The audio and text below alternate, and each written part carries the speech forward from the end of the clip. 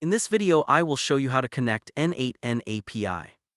To begin, open the N8n node.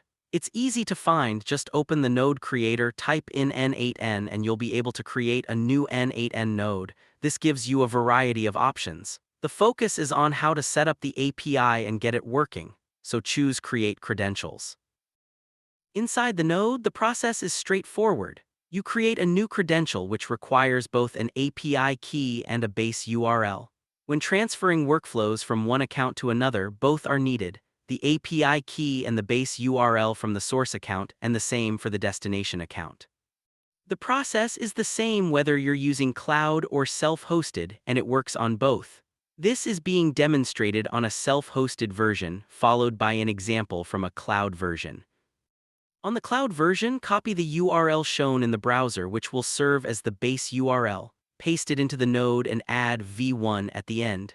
Next, an API key is required. To generate one, go back into the cloud account, click on the account name, then the three dots, and go to Settings. In the side panel, select N8n API. From there, you can create a new API key, give it a name such as N8n test2, and optionally set an expiration. The options include 7, 30, 60, 90 days, no expiration, or a custom time frame.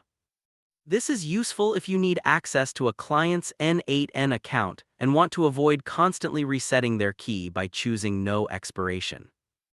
Adjusting scopes is not possible unless using an enterprise-level account. Even higher paid plans do not provide that flexibility. Once created, save the key.